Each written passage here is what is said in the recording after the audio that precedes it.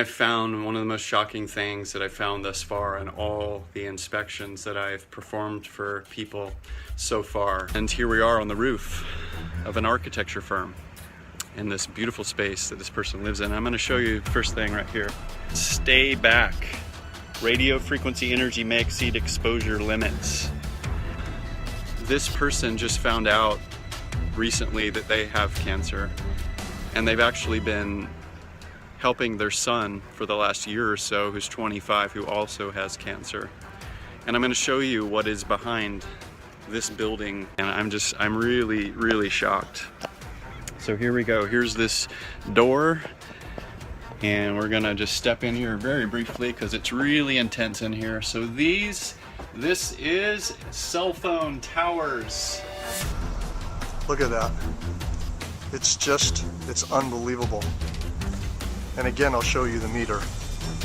Sitting here right outside these people's driveway. Now this is also extremely hard to believe. I've now driven down almost a full block, right next to the telephone pole, down a full block, and check this out. I'm going to show you the meter reading, and the meter is still up at 2 and 3 volts per meter in the red on the left-hand side at the peak. Benjamin Rivas has worked on cell phone towers for 14 years. Physically burned my hand. The burn is a work injury you can see. What you see here is what I would call an everyday crime. Other problems, he said, caused by the towers aren't as easy to spot. Depression, and I get headaches from time to time, and mood swings and stuff. Here's what I consider, in my personal opinion, another crime scene. And I don't think I'm being dramatic saying this. Here's the cell phone tower. I want you to notice where this is located. Literally in the parking lot, right next to these stores. There's human beings working in these stores and eating in these restaurants all day long, and there's a cell phone tower right there. That's hitting 1,000 microwatts per square meter, depending on the pulses that are coming off the tower. I'm across the street, as you can see. I wouldn't even want to guess what the radiation exposure is inside of those stores there. And I have the meter set on average, which you can see here it says RMS, which means microwatts per square meter average power density. This is 800, 900 microwatts per square meter. Goes even higher. Once again, biological effects start at 3.4 to 6 microwatts per square meter average power density. 52-year-old Sanjay Kasliwal is counting the days now. Incurable brain cancer due to radiation from mobile phone towers in his neighborhood has reduced life to little more. His brother has been termed luckier, sent to the US for brain surgery, but both of them know hope fades. I have written to all possible government offices to find out what sort of control are they doing or what sort of an audit is being done, and it seems everything falls on deaf ears. Nobody is concerned. Experts say the area the two men live in faces radiation from mobile phone towers equivalent to living in a microwave oven 19 minutes a day. See, the levels were somewhere between minus 18 to minus 20 to 20 dBm also over here, and these radiation levels are very high for prolonged exposure, almost about 100 times higher than what is recommended for continuous safe exposure. And there are 2 cancer cases which have been reported in this house. There's even a dog has got cancer. It's kind of interesting when cell phone tower workers are telling you that they have headaches, that they have brain cancer, that they have all these health issues throughout the day, where they get these headaches or blurry vision.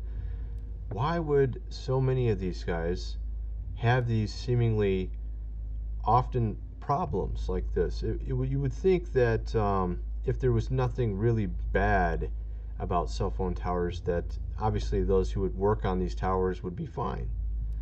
But instead you hear something quite different.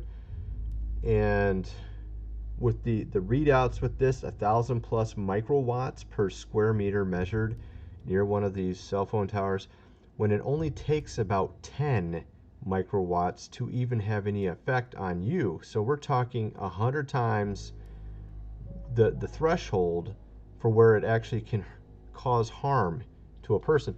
So it's very interesting. You know, some people have mentioned that when they've lived near cell phone towers that they've had headaches and depression, and this is also something that these tower workers have mentioned as well, having even depression from doing this.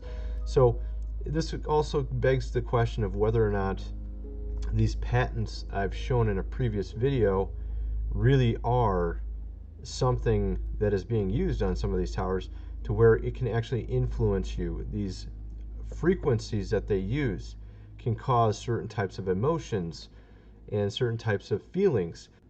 At certain frequencies, it makes you even potentially depressed feeling. And in other frequencies, it can cause you to even become enraged. And why is there so many cell phone towers? And in many cases, these cell phone towers, if you put your cell phone directly towards them in the range, and it doesn't do anything. You go look up the cell phone tower online, it says it's for this certain particular company, let's say Sprint. You go and take your phone over to it and you have no bars. It doesn't even make any sense. Or even have some of these cell phone towers multiples in a row. Why would you have so many in a row? What's the relevance of that? It's supposed to be covering certain square footage, allegedly, but instead we have them lined up near a highway. Why would they be doing that? Especially not very far apart. So it makes you kind of wonder what they're really for here.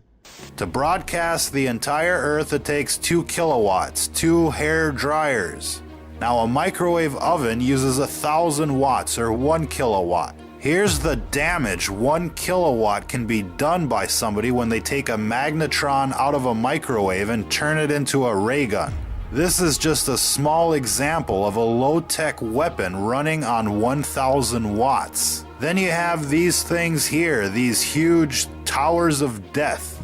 Now each row in this tower, an array, or a set of dishes or rectennas or whatever you want to call them, is connected to a cable with a maximum power output of 300,000 watts or 300 kilowatts. That's 300 microwave ovens. We based that conservative estimate based on the gauge of the cabling that's running up to one of these arrays. They're estimated at 300,000 watts per cable. Those aren't fiber optic cables running up to those arrays. It's a thick copper gauge transmission line quality cable running up those towers. Now, if there's 10 cables, that's like 3 megawatts of power. And these cables are out there to output power to the magnetron, not for data transfer. That's an important point. These cell phone towers are weaponized. There's no other reason to have this much power running up the cables. It isn't for data transfer. Now, FCC regulations limit normal transmission per array to about 400 watts.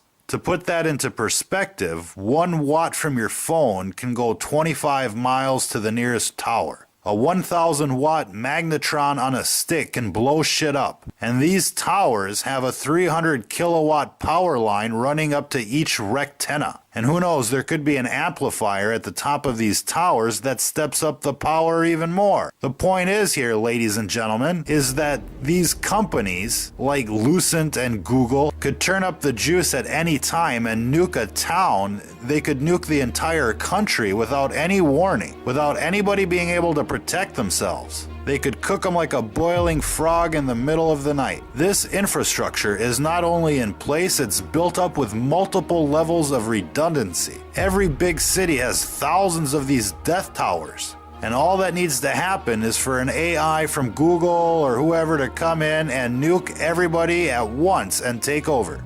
Who out there remembers that movie Terminator? Well, Google doesn't have to send a Terminator to every door or launch a nuclear strike. It can just turn on these cell phone towers to maximum and cook everybody within the city limits within an hour. And then just send in the Terminators to mop up the countryside.